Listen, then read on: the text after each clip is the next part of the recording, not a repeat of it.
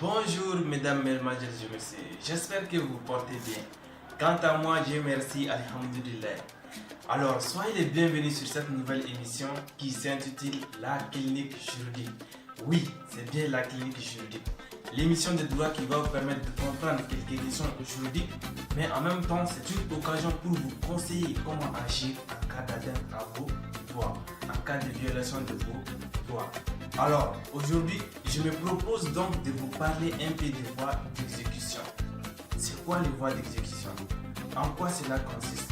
Mon frère, si vous êtes créancier quelque part, veuillez noter tout ce que je vais dire parce que je vais énumérer tous les droits que vous ignorez pour pouvoir agir devant un tribunal et avoir gain de cause sur votre débiteur.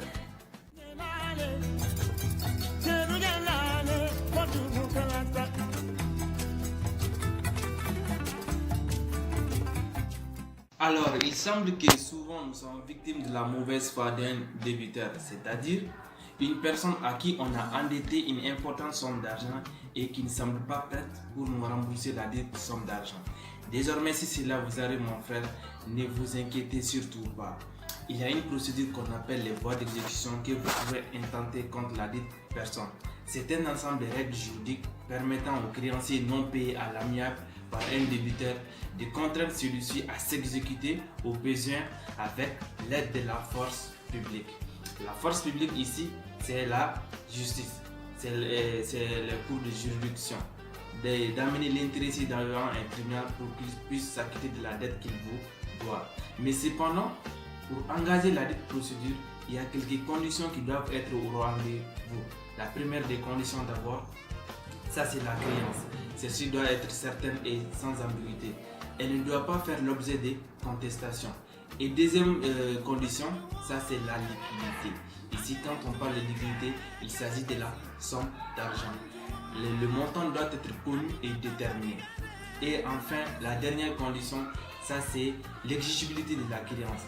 C'est-à-dire que le titulaire doit exiger le paiement de sa créance. Après que toutes ces conditions soient réunies, maintenant on va entamer la phase la plus importante, qui est la saisie d'exécution.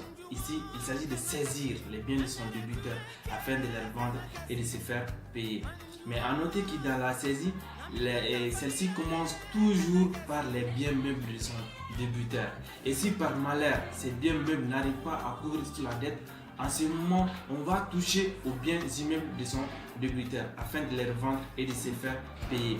Mais à noter que dans la saisie, les biens indispensables à la survie de son débiteur ne sont pas concernés. Ceux-ci sont écartés de la saisie. Mais à noter également que dans cette saisie d'exécution, le montant doit atteindre au moins 100 000 francs CFA. C'est la loi qui l'exige. Ce n'est pas avec un montant forfaitaire qu'on peut essayer de saisir les biens de son débiteur et de les vendre.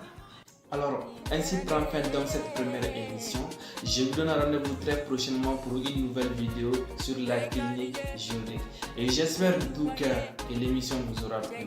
C'était votre frère Dembandao. Au revoir et à très bientôt.